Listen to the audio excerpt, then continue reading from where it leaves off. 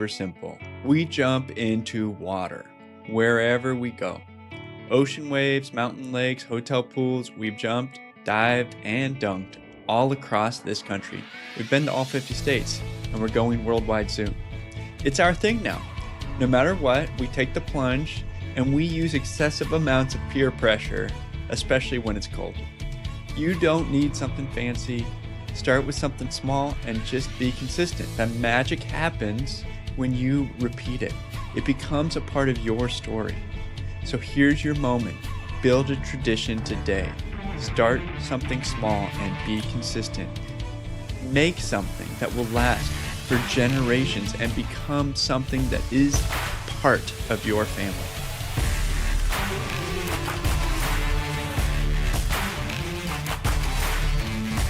Have you ever wanted to build a tradition?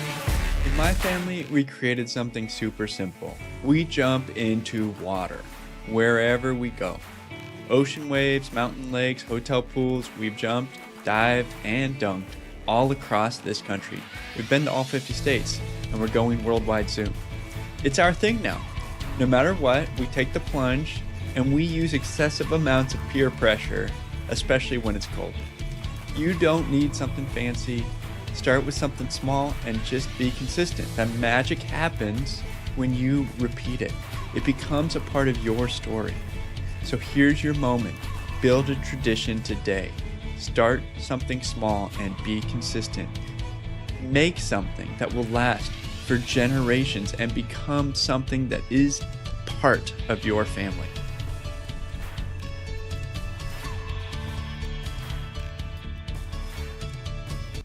Have you ever wanted to build a tradition? In my family, we created something super simple. We jump into water wherever we go. Ocean waves, mountain lakes, hotel pools, we've jumped, dived, and dunked all across this country. We've been to all 50 states, and we're going worldwide soon. It's our thing now. No matter what, we take the plunge, and we use excessive amounts of peer pressure, especially when it's cold. You don't need something fancy. Start with something small and just be consistent. The magic happens when you repeat it. It becomes a part of your story. So here's your moment. Build a tradition today. Start something small and be consistent. Make something that will last for generations and become something that is part of your family.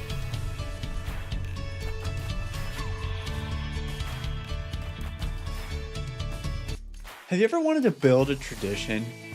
In my family, we created something super simple. We jump into water wherever we go.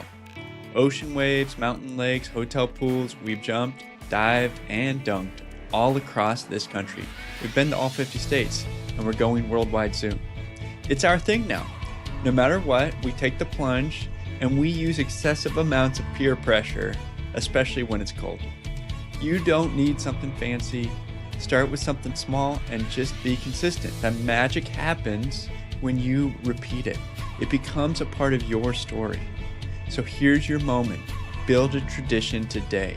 Start something small and be consistent. Make something that will last for generations and become something that is part of your family.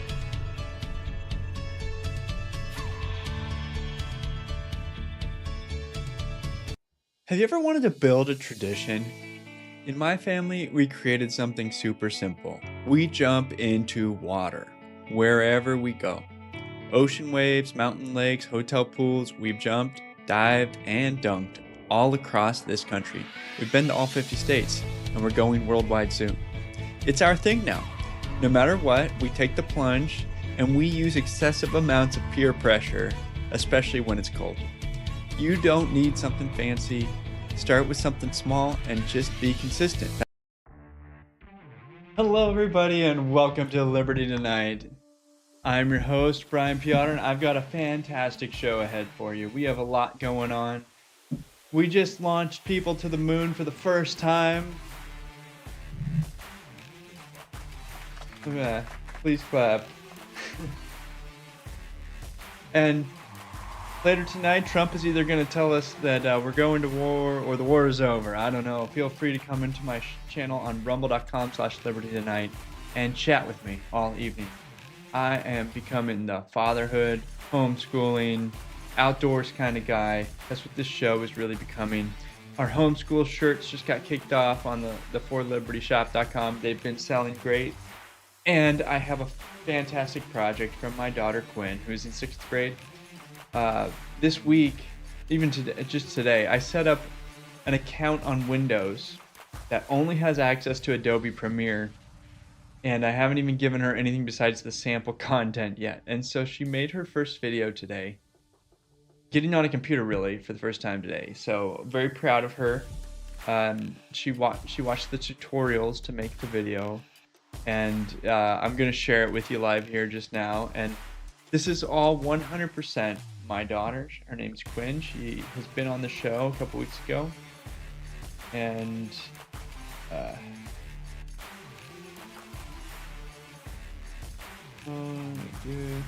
okay. Let me see. You probably don't need to see my face in here, but I'll tell you that this was sample content only, and sample content Adobe is fairly woke. All of it is pretty fairly woke. And so don't judge her for the sample video content. It is what it is. Oh man, let me make this. There, that'll show you the. Welcome to Advice with Quinn. Okay, so we have some advice here today. This is my first episode ever, so we are going to do this. So, my first advice is love God, because He made you in His image and He loves you, so you should love Him too. Number 2 is get married. Number 3 is have kids. Have lots of kids. Because then all your kids can just be best friends. And you should also homeschool those kids. It might be hard and it's going to be difficult. But then as they get older, they'll really appreciate it. Number 4 is eat healthy. Now, this one's really hard in our society today. So, I'm going to give you the 3 basic things to avoid. So, there's a thing called the MTHFR gene, and it's where you can't have folic acid. Folic acid is really bad for you. It's where they spray the plants, and the store calls it enriched flour. And then avoid food dye like red 40, lake blue 2, yellow 1, or whatever it is. And then also avoid seed oils. Seed oils is in everything. So that's really hard. And then this last one is the biggest one. Become a Christian. Follow Jesus. He died on the cross for you and me and everyone. So just become a Christian and follow Him and believe in Him and trust Him for your life, and it will be good. I hope you enjoyed my show today, Advice with Quinn. I am a homeschooler, the oldest of 5 kids, and I'm 11 years old. So please support. Quinn, I'm proud of you. It's better than my first video. I remember back it was high school before I made my first video, and I had a mini camcorder, and we made a high school video for English class. And after we filmed all of the segments on our script, we had to drive to a place where they edited it on a computer because nobody had access to a computer that could do it or any kind of expensive software. But we were using a computer, so that beats everybody from the decade before me, right? Like that was new and fancy. in 2007 or 5 or whenever I did that. So congratulations, Gwen. I really liked your video. I think we'll have to work on next round, like getting the actual video content, and not just going off samples and trying to make something really cool. And yeah, I'm looking forward to that. That's the beauty of homeschooling your kids is what's interesting to them. Like what kind of skill can they learn? And instead of focusing on subjects, focus on skills. And that's one that I'm really gonna try to push her into. And she can become a video editor for this channel. And she can start selling her labor to be a video editor, using AI to really be on the cutting edge of everything that's going on. I'm just gonna completely support her. And then there's a mix of support, but not at the same time allowing them to be flip flop from subject to subject. Like kids want to do this today and not tomorrow. And part of life is figuring out how to do it on the days you don't want to do it and become good at it and have something that is your passion, but also something that you become intermediate or an expert at. A lot of people never get to that level. They switch from this to that and the other. And I've switched careers quite a bit in my life, but I'm always learning and I'm always focused on what's the valuable skill for the marketplace. And I'm really gonna I look forward to her as she grows up. Now that she's reading, writing, arithmetic pretty well, she can start working on other subjects. Like that video was all on her own. She wrote that script all on her own. She did everything all on her own, following the tutorials. And yeah, great job, Quinn. Really, really, really impressive. So something else happened this week or it's just today. I took a video that was viral uh, a month ago, and then from there, I just pressed retweet, and it went viral a second time today. So for anyone watching that, that is lesson learned that apparently the algorithm forgets about your video completely, and you can just retweet your own stuff later, and if it's successful, it just becomes successful again. Like I'm getting tens of thousands of views and hundreds of follows from a video that I posted a month ago and already had I think it was at like 6:21 this morning or yesterday when I did that. That's pretty crazy. We got a good show ahead for you today. We're gonna start out with the Fatherhood Forge. Or actually, you know what? I'm in control of this. Come to rumble.com/liberty9, join the chat. Love to interact with you. I don't see any chats yet. I'm assuming they're working. And if you're and come and give me a sign that this video looks good. I adjusted all the streaming settings. I adjusted my background. I ditched the green screen. You can come see. I've got some baby pictures, my aerospace degree, my Eagle Scout, and my patent in rocket technology. Those are things I thought were pretty nice to have on the wall. Those are some soundboards in between, and my Afuera sneakers that you can get on the forlibertyshop.com. They are so beautiful. These are compliment magnets. You go anywhere with anybody, and they will point and out and at least talk about your shoes. And then you can tell them about who Javier Malay is. And yeah, you get them on the forlibertyshop.com. And if you get those shoes, I won't even get a penny. That's fine. I want you to have those shoes. We're going to start with the Homeschool Hub.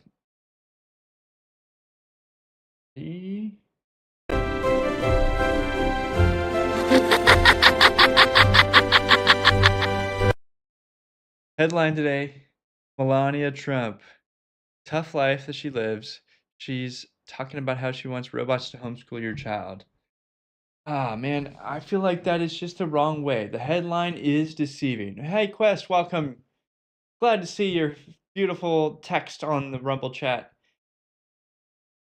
I think that I would love to have AI tutor my kid, but I want a human in the loop, even if it's worse. I want the human interaction with my child.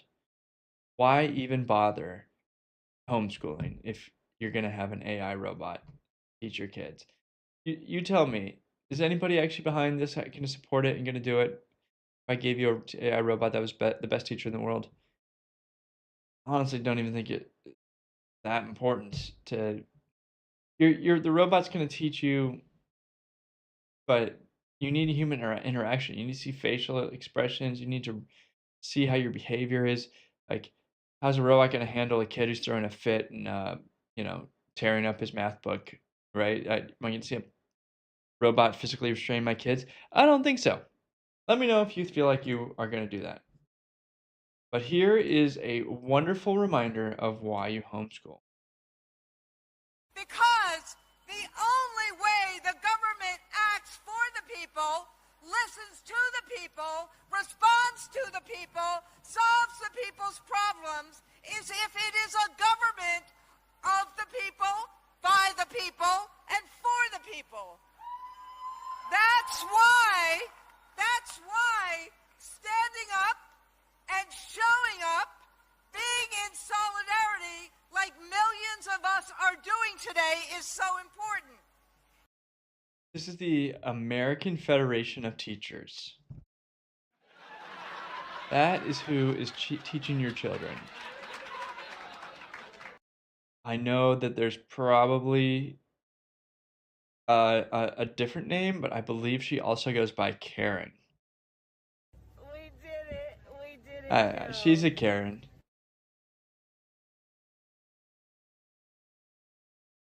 Quest says you don't know, or said we're homeschooling Fanny, and the numbers don't make sense unless you meet Franny. I'm proud of you, Quest. That's awesome. Here's another reason. Here's another public school teacher coming out to talk to you about your classmates, your children's classmates, if they go to school. If you have a child in the public education system, I need you to listen to me real quick. I am in college right now to get my bachelor's in education, bachelor's in science and education, okay? I'm taking all the classes to become a teacher, to work in a public school system. Tell me why there's a conspiracy theory that schools are indoctrinating children and that schools are teaching skewed versions of history, and the liberals are like, no, that's not true. That couldn't possibly be true. We're still learning about things like the Holocaust and World War I. No, these books literally tell you verbatim, exactly word for word, that is 100% a fact, not a conspiracy. There's a sentence in this book, and I'm not kidding you verbatim. It says, the United States chooses its curriculum based on its own ideologies of history and its own self-interests. Pardon? What?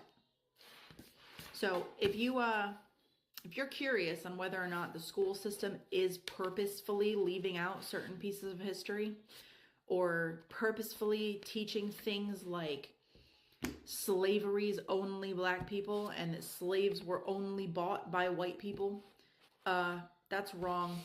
And they're teaching that on purpose so that the kids only have one narrative to go based off of and not actual history.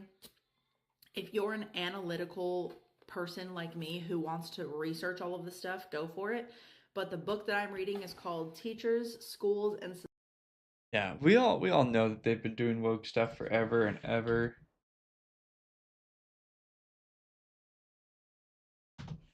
So,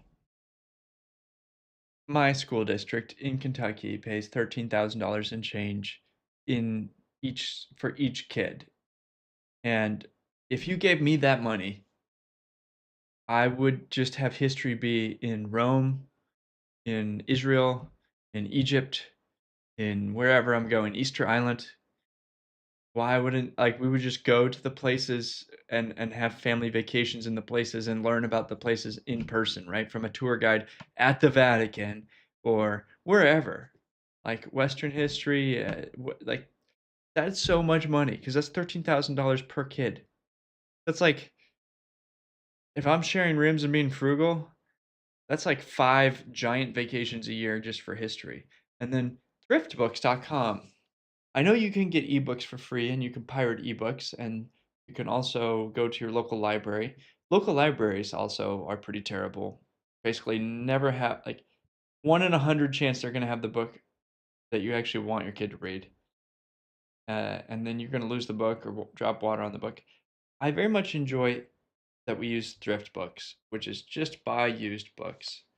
So I have this book, John Adams by David McCullough.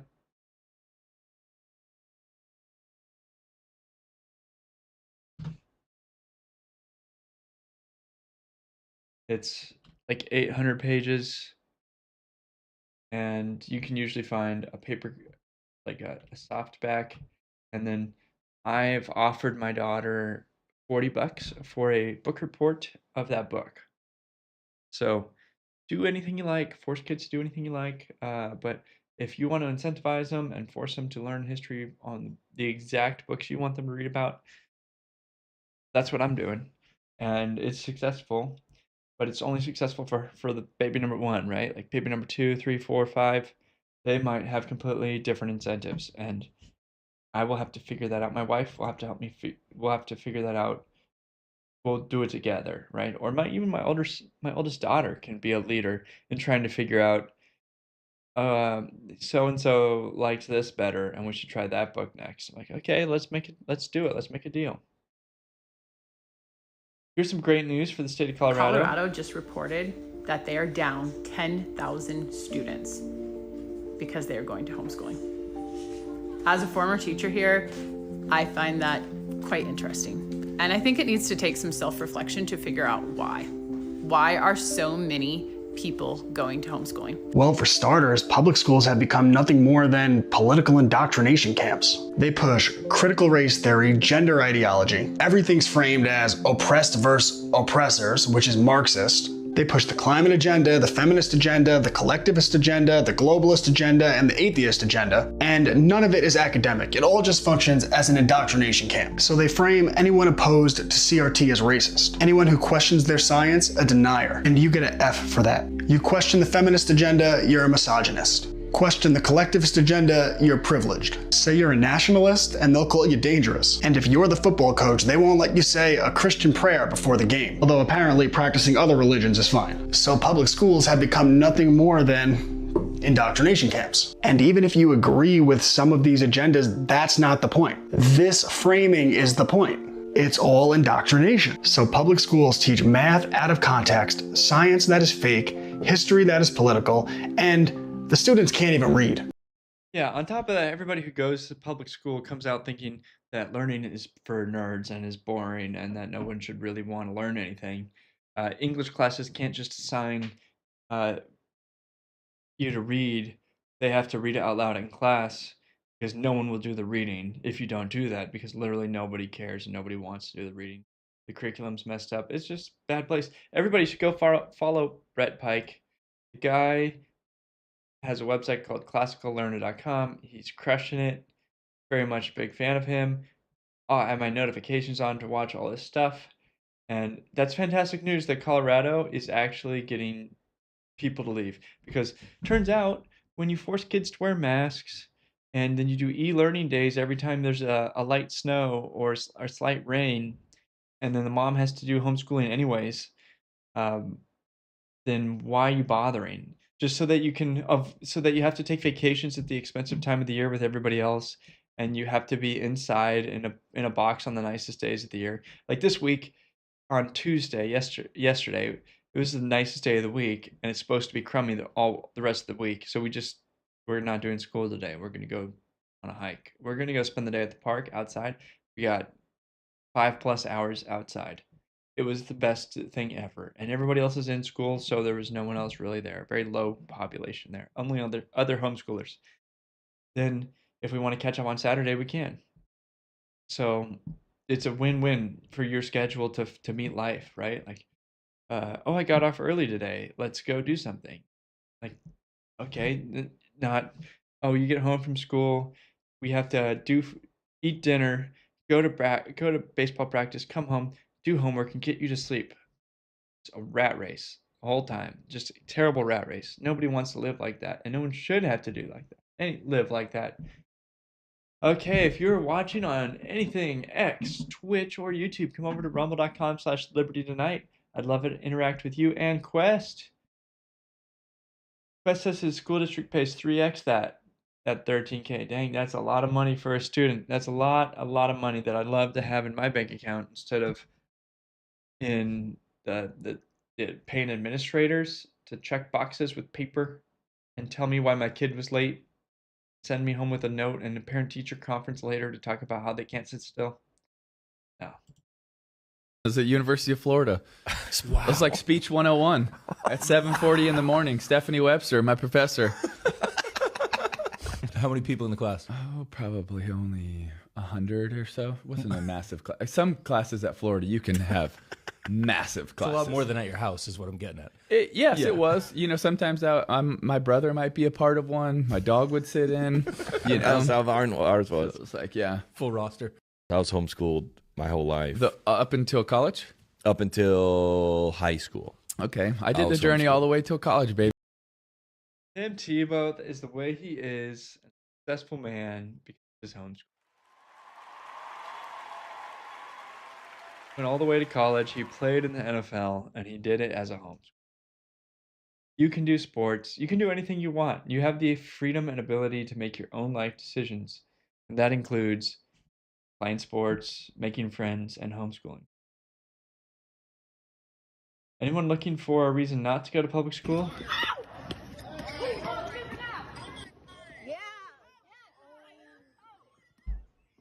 Only at a school.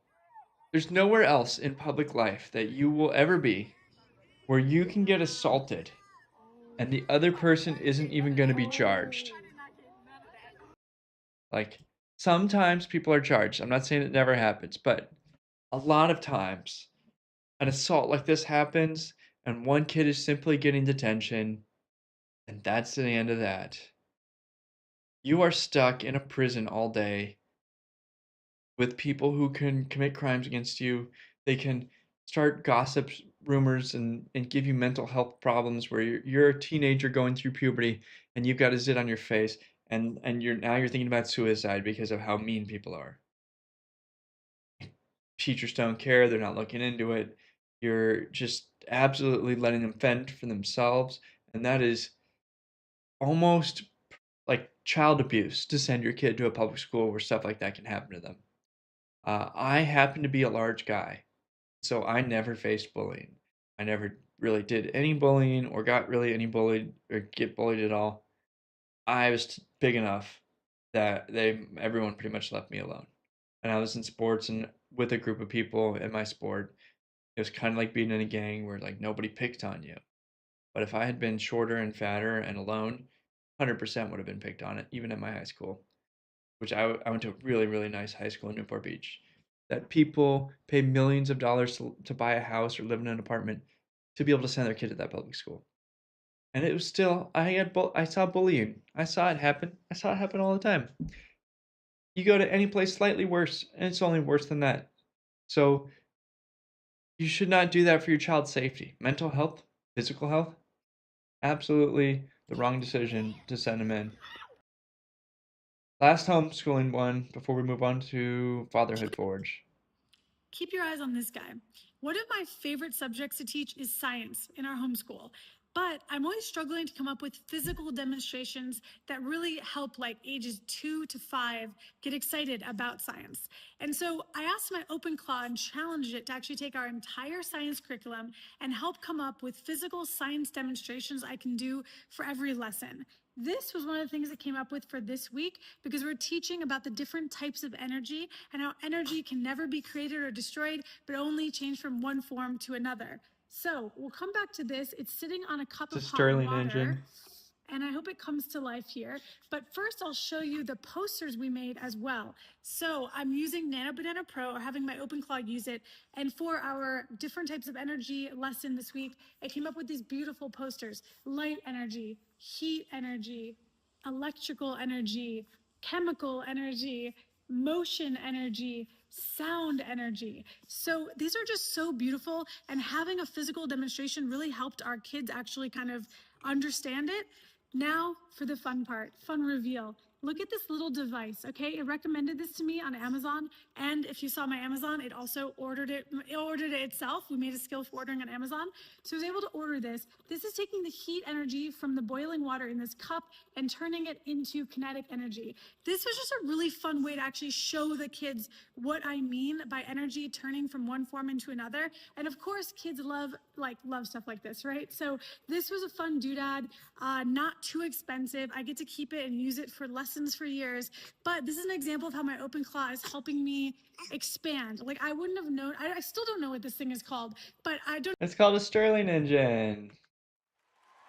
You can ask OpenClaw. I don't know. This is their official X. Okay. I'm going to look into that and see. I assume this is an AI. Is this a Claude bot? Is what people are saying is like your Lobster Claw or Claude bot?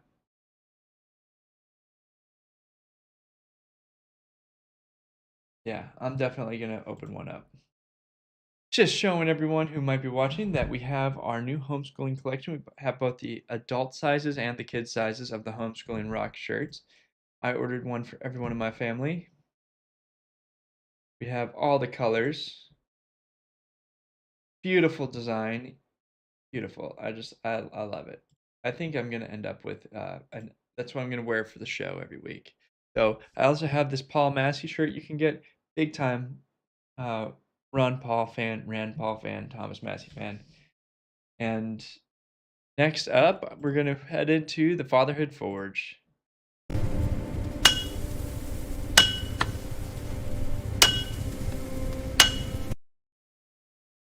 Oh yeah, Fatherhood Forge. Made these little intros. Quest, let me know if the video's looking good or not. I'm hoping for it being perfect this whole evening. Getting a visitor. You want to come say hi, Esther? You want to be on the show? Yep. Okay. What do you want to say to everyone watching? So, Apple Watson, I teach your kids how to camp. How to camp? Yeah. That's fantastic, Esther. We're going to talk about that later in the show. I've got pictures from camping this weekend. And we're also going to talk about changing diapers. What else do people, especially fathers, need to know? And also,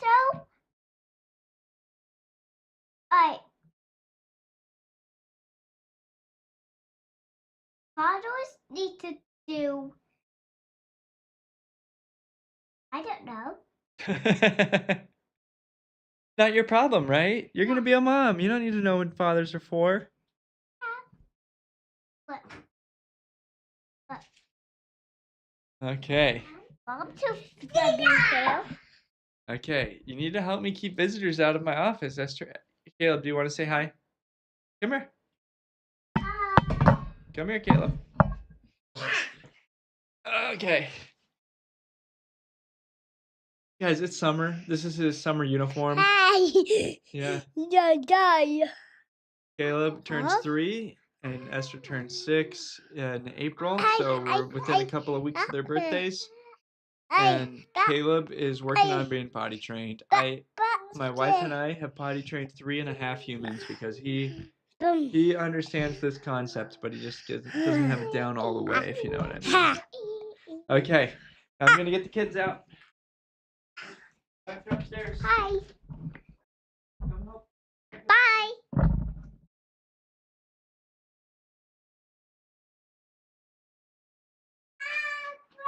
Hat.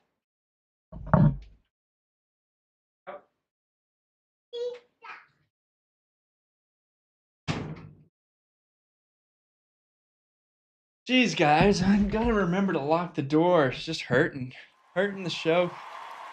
Get interrupted all the time. I guess that's life. So, a little girl drew her missing dad from memory. This is awesome. Urgent message from police. They're looking for a missing dad. The girl only had a drawing of her father. She didn't have a photo, just this drawing of her.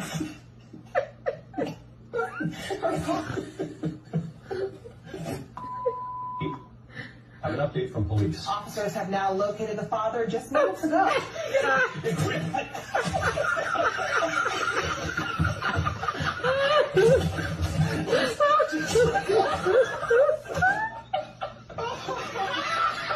Urgent message from police. They're looking. That's awesome. I don't think any of my kids could do half as good a job at drawing me so that the police could actually recognize.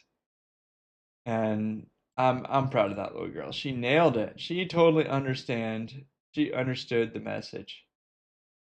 Okay. Being a father of boys versus girls. Here's the trick. Have both boys and girls.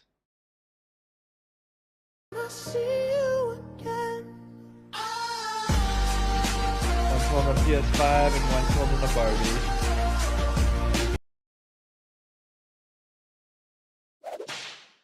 Yeah, I was thinking I should do a daddy-daughter date video just to show a fun stuff to do with daddy-daughter dates. Um, I don't want to spoil it if my daughters are watching. I have ideas. I have good ideas for what would be a good daddy-daughter date with them. But it's really a blessing to have a mix because boys are all testosterone and throwing things and really funny. Like Caleb's high energy, while Esther's super sweet and nice and very feminine energy. Here's something only a dad can do, like dad getting his girl a car.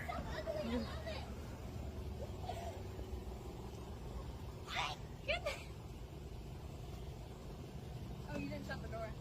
Dad drove it. Looks functional to me. He's in the bathroom. Safe and functional. It's so ugly, I love it. Sorry, baby. I It's the best I love can do. it.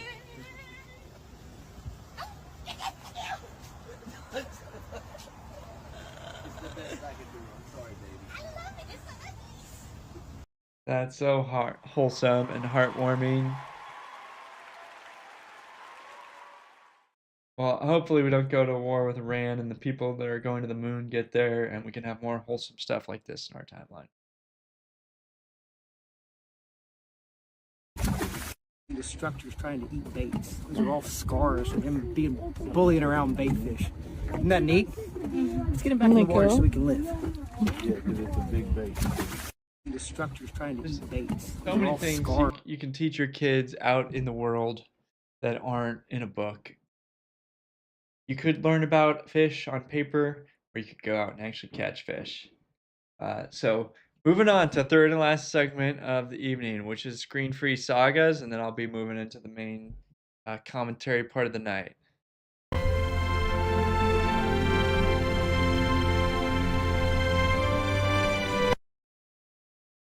Okay. You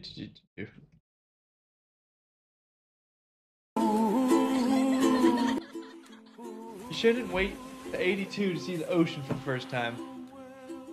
There's something special about the ocean, or big bodies of water in general, giant lakes. Humans, we're meant to be around it, for sure. That makes me want to go to Hawaii right now. Just people always ask, like, where would you live, Brian? And separate from politics and money, I would live in Hawaii. Hawaii's got big issues with both of those things. I would like to be Mark Zuckerberg's neighbor. Separate from politics, separate from money. Oh well. To each their own. Are you if you're watching, let me know, are you a water guy, mountain guy? Or like Appalachian coal mining guy? I don't know what other options there are. Just farmers. In the third grade, it was like a VA hospital. You know, this leg up in the air, eye patch. Like, whoa, what happened to you, you know? No casts anymore. Now all the injuries are psychological that they get online. That's not as fun, you know? No one can autograph your crippling anxiety. When's the last time you saw a kid with a cast on? So true. Like, kids aren't doing this enough. They're not free to do dangerous things enough. They're getting watched way too closely. Not everyone has neighborhoods that are safe. And so what they do is I feel sad for kids who get home and they're on a screen, right? Like, that's why this segment is called Screen Free Sagas. This is what I envision for my kids. I want to see this. I want to see jumping into water, climbing trees, doing incredible things. Yeah, like riding a bike like that with no helmet.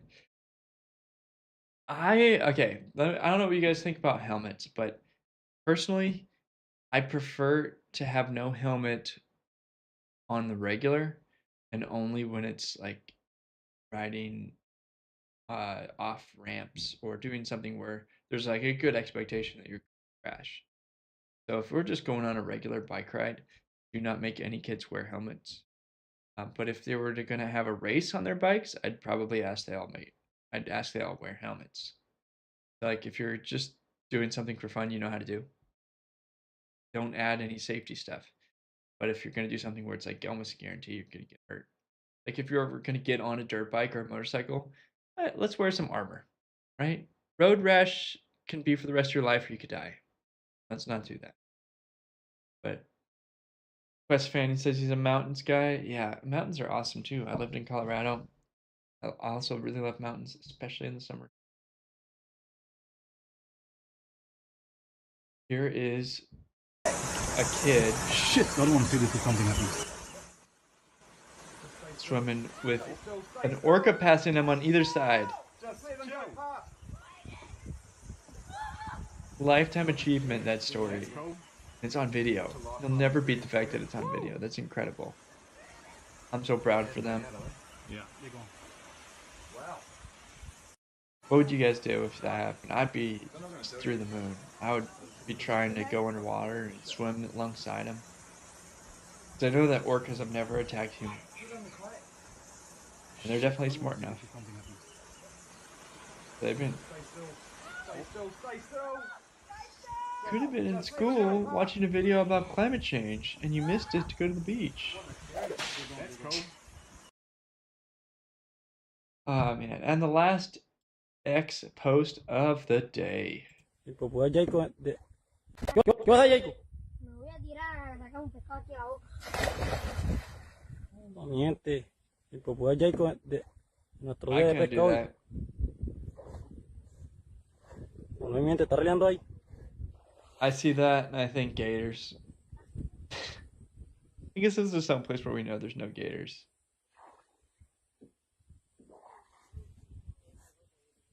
¿Jacob qué? You caught a gator. Un billete de cocodrilo. No joda, muéstralo para Jacob. No, oh my gosh. Jacob, mira, ataca a la mamá, Jacob, la mamá, corre. Ay. Oh, marica. Oh man. That is not the smartest move. None of that smartest move. I hope you all lived through that with me. Oh, it's Colombia. Yeah, it says Cayman, but I have no idea. Can't tell from the video. Could be Cayman. Caymans are nasty, but that'd be a saltwater crocodile, right? And I'm not sure that there's saltwater. Looking at this, it looks like it's an inland waterway. Who knows? Who knows? It's still swimming at me. Like I'd be freaking out. I would never want to do what that kid just did. But that is the end of the outdoor sagas. The moral of the story is take your kids outside, force them to be outside. That's what we did. Over the weekend, I'm just gonna let this loop. Yeah, it loops, right? I gotta play it every time. Over the weekend, we went camping. I took 4 kids for the first time and left my wife and baby at home. And we stopped at Buc-ee's first. And I gotta tell you, the way you do this is you make a plan with all the kids and you ask them to tell you the plan back to you so that you all understand that you don't go off on your own. You're following me. Because it's just pure chaos inside this place. So I walk in. Now this is walking out. When I was walking in, Caleb decided he wasn't gonna walk, and so I had to walk back and pick him up. And by the time I picked him up and walked back to find the other kids, they were long gone. So it's a crazy fun place. Buc-ee's is awesome. We can't not stop at Buc-ee's. The other way to do it is to avoid spending money. You're gonna save 20 cents a gallon on gas, and then you're gonna spend $40 inside. You give every kid a budget, and then just whatever you guys want. We're gonna say $5. You got this. Just go for it. And that's really the only way to do it. And then it's $20 buy for the kids. And I'm not saying that's good or bad. It's full of sugar. They got like cotton candy. Lots of bad decisions were made. But we had a rooftop carrier on my expedition. The dog. This is a box full of firewood, and this is the kitchen box. These boxes are just the best for camping in general because they're watertight, and so you can have all of your pantry or camping, your stove, your dishes, everything in one place, and then you can pick up everything at once and move it, and then pick up everything at once and move it to the at home, take it to the dishwasher. It's a great plan. But we're just maxed out. I could not have gone camping with my wife and new baby because we would have had to have the back seats up. There's really no way for me to do it all in one car. And I guess with tents, like I could stay at a KOA that has a pre-set up yurt or cabin, but then it's not really camping. Or I could get not take the dog, drop the dog off.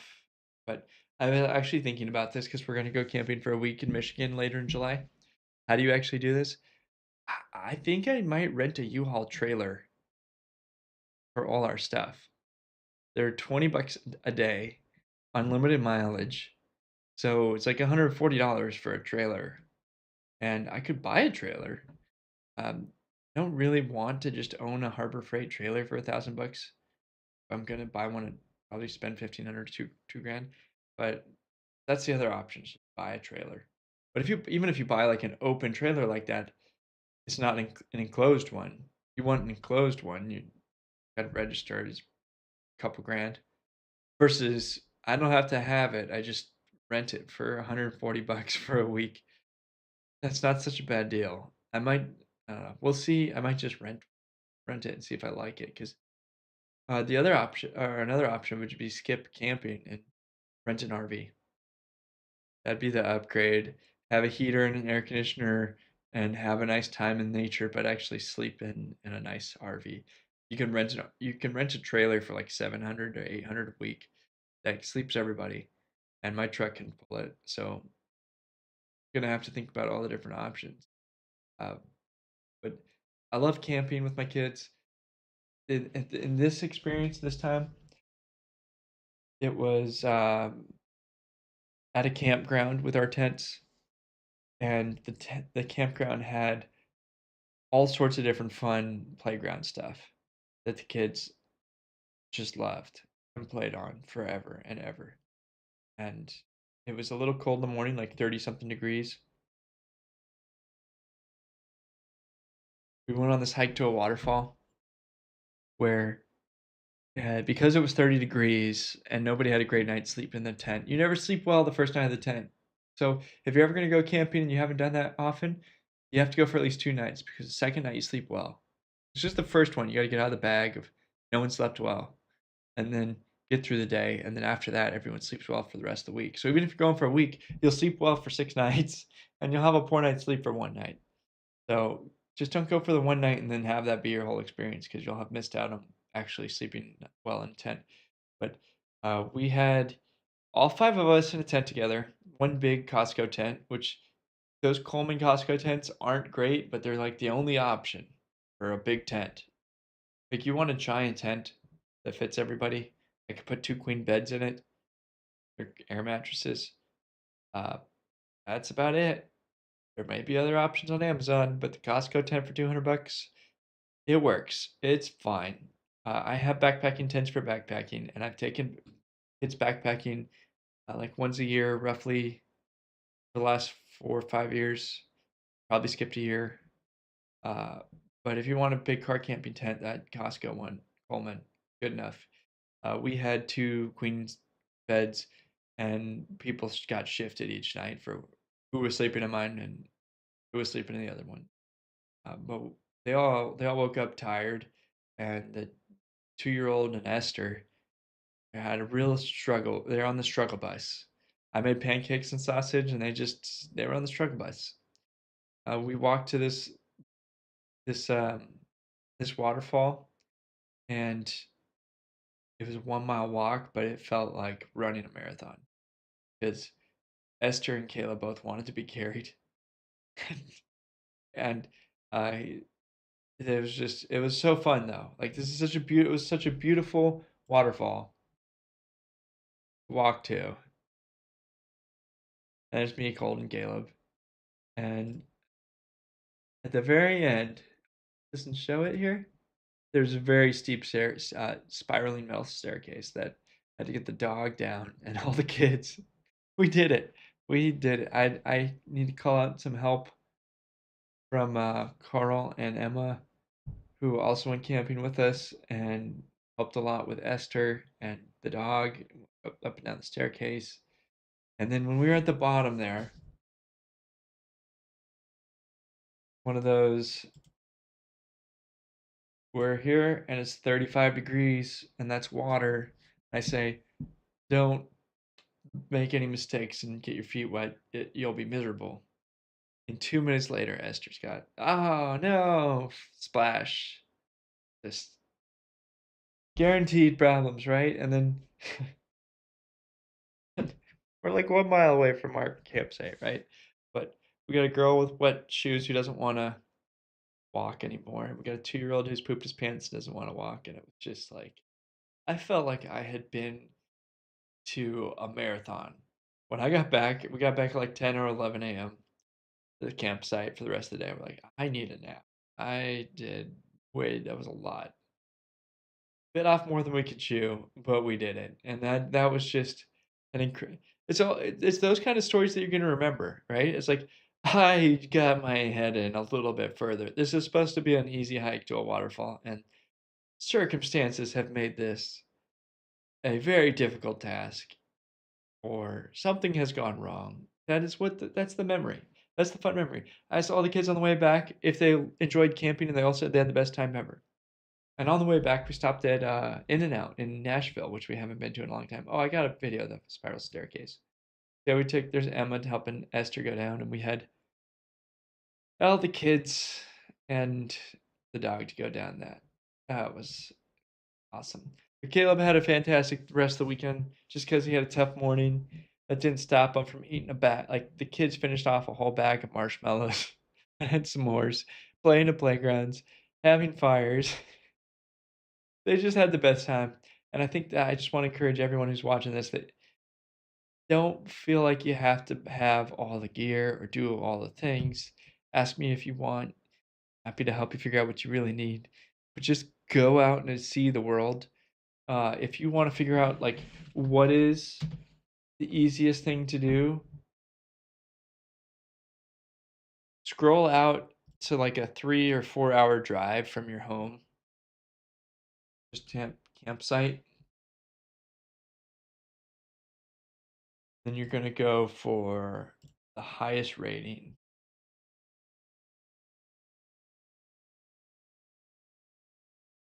And start looking through them this way. They're all different, and there's so many different options and things that you might want to see. There's waterfalls, there's lakes, there's KOA Holidays. So KOA is a company that has all these different levels of campgrounds. Journey is basically the cheapest side of the road freeway one, and Holiday is the nicest one. So if you're like a family looking for camping, I like KOAs better than hotels. If I'm going on any kind of road trip at all, I prefer a KOA to a hotel because you can get a bunkhouse with a queen bed, and so that's more beds than you get at a hotel. And outside, and for the same price, like $200, as a nice hotel. There are cheaper hotels. There are way cheaper hotels. But the benefit of a KOA is that your kids can just get out and wander off in the morning. So you wake them up and you say, I'm going to make breakfast. You walk out of the campground and go play on this giant pillow thing. And they're not in your hair, and you're not trying to walk through a hotel lobby quietly. You have all this freedom and not have to worry about your kids. Like they can be running around and they don't have to be in the hotel room with you. So like if you were in a car with them all day on a road trip, you get to the KOA and you say, "Hey, go play." And you just sit at the cabin outside and your kids are running around everywhere playing on the playground and they're safe. And there's no hotel version of that is pleasant. Like the only alternative in a hotel is you say we're gonna get our bathing suits on and go to the hotel pool, But man, that gets old after like 15 minutes, and that's not quite. It can be done, but it is the worst option, right? Like it's not as good as. And then KOAs often have like the for $200 they'll give you the cabin with the kitchen and the bathroom and the shower. For these 50 to $100, you can have the cabin with several beds and the communal bathroom. We did a lot of that in our life. We're too big for that now, but we've done a lot of those. And there's always like fun things to do. I'm just like a KOA salesman, but there's also plenty of other companies that do the same thing. And like there's just something in you. There's something in me about fire where I can sit all night and watch a fire. I think we all can. I think all humans are like this, that we could just sit and watch a fire.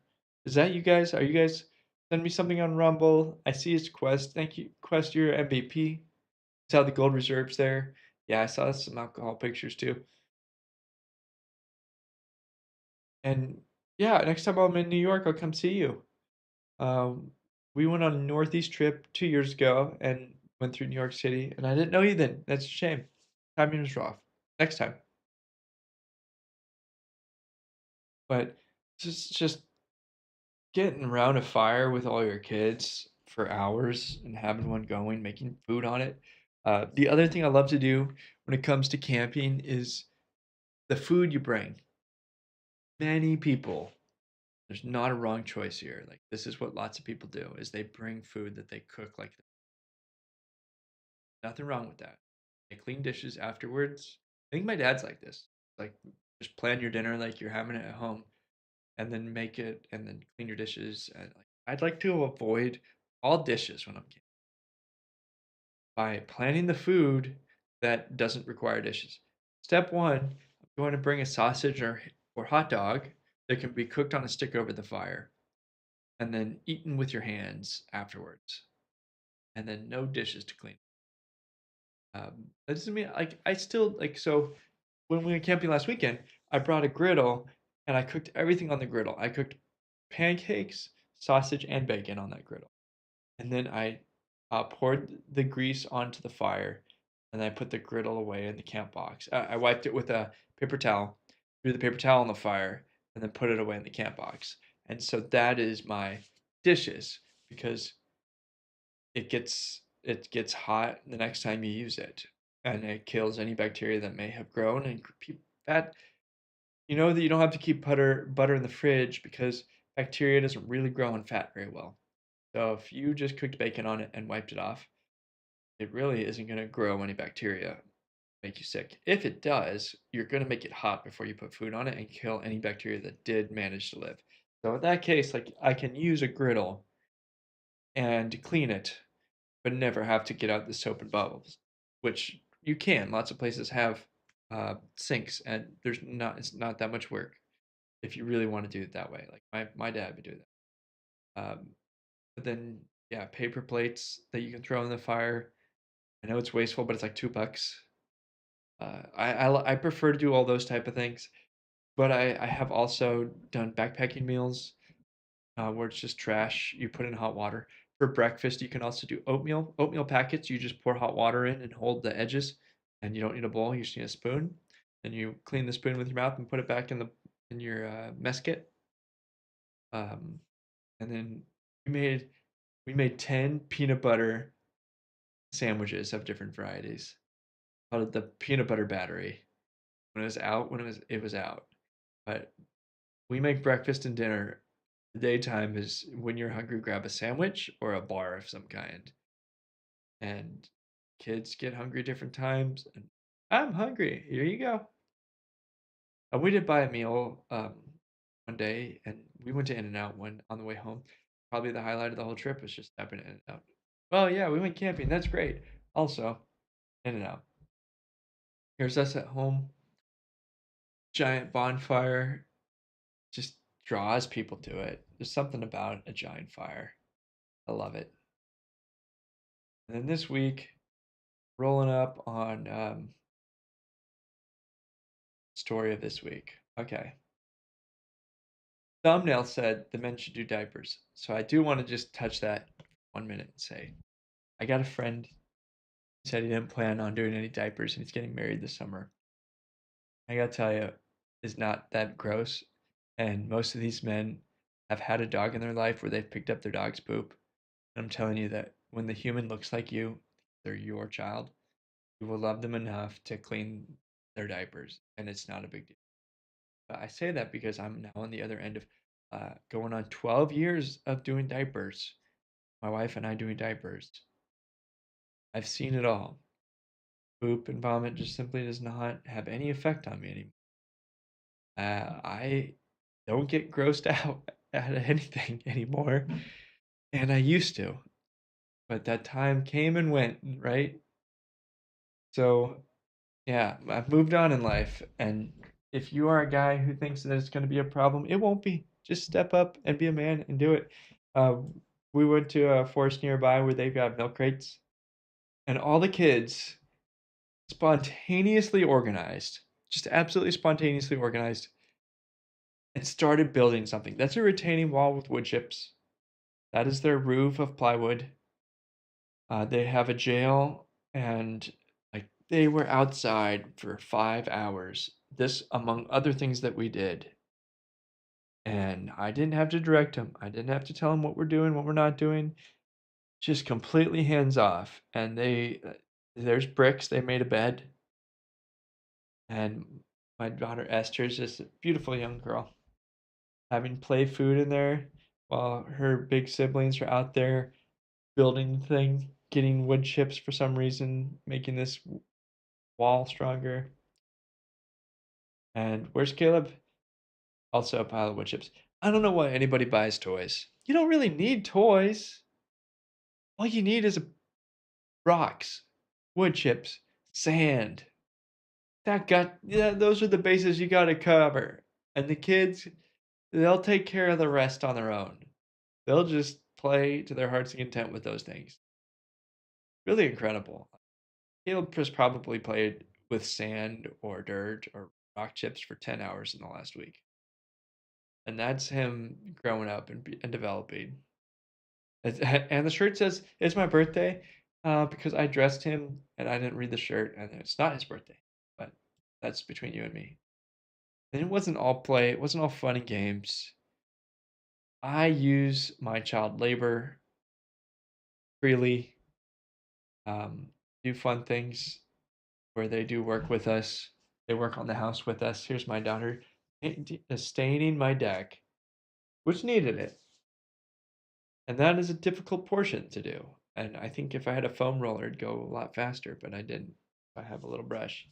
And something just so wonderful about child labor. I'm completely for it. It's just the best of times, the worst of times. I can remember when I was a kid moving lots and lots of things with my dad. Uh, Pretty much gravel. Like, okay, so Dad, I don't know if you're watching, but I'm not saying I'm thankful. I'm a better man because of what you did. I have many memories where you would wake me up early Saturday morning, say we're gonna go do this thing. It was an all day thing. It was somebody we're gonna go pick up yards of gravel and shovel it somewhere. We're gonna move a giant workbench. It's gonna be engineering problems to figure out how to move these heavy things. We did it. So you used so much manual labor from me, and I'm very thankful that you helped me develop skills of working hard and discipline and just like lifting up a shovel and moving it and continuing on. Like what a world. And yeah, thanks, Dad. I'm going to try to do the best to repeat that with my kids as much as possible. But I'm also going to do this as much as possible. Like today, it was a nice day in the afternoon, and I went outside and took a nap with. I didn't really fall asleep, but I tried to. With my daughter Lucy, who's now coming up on 6 weeks old. That's Jasper and Quinn. What a wonderful life. This is better than clubbing, and you should all give up your clubbing to find a wife or husband and start having children. Yeah, I didn't last. So we're hitting right at the time, right at 1 hour. But says my dad always has liked to say, that's what I have sons for. Yes, That is what my dad said too. To lift heavy things. And then I got married and I lived away from him, and he asked me to move a couch once. And you think, oh, it's going to take 5 minutes. It took 8 hours because the couch was so big that we had to literally like take apart the door of the home, a double door, and get 4 guys to get like, how did you turn something easy into something all day? Like, absolutely. That's something my dad can do that I hope that I will not be able to replicate. I'm like, how do you turn something that's like, something I go help my dad move a couch, and then like all day later I get home exhausted. And to be fair, they probably killed a herd of cows to get this couch. Like, it's huge. It's like 12 feet by 12 feet in an L. And it's just enormous. Like, I sit on it, and I can't sit all the way back, and I'm 6'6". It's huge. It's absolutely enormous couch. And they got it for free, and it was a great deal. But man, it's things like that that I'll always remember. It's like, okay, I am also an adult now, and I need to learn how to say no when dad asks me to help me move stuff because I got my own family and stuff. So it's a give and take now. It's not. We are peers, and I'm not the slave and slave master relationship it used to be. And yeah, well, now he's getting older and can't lift heavy things as much, anyways. So I need my son to really start getting bigger. We were trying to move a grill earlier, and I really needed a second person. And Titus really wanted to be that second person. Is just not quite there. He's like, he's 8. He's really got his intense desire to do it, and just doesn't have the body yet. So I gotta make sure he eats lots of meat and works out. Like, he was working out with me last week in the gym, which we have in our barn in the backyard, and he was really excited to be doing anything, and he was struggling. I was helping him lift the 45-pound bar, and he was just barely doing it and just loving every minute of it. So I'm really looking forward to more of the Fatherhood Forge that we got going in the next couple of weeks, and to really developing this show and into a good community of dads and children, like dads with kids. That's redundant. I'm gonna work on my linguistics too, right? Thanks so much for everyone who watched tonight. I really appreciate you. Appreciate you. We will be back at 7 p.m. next week. This is Liberty Tonight. Talk to you later.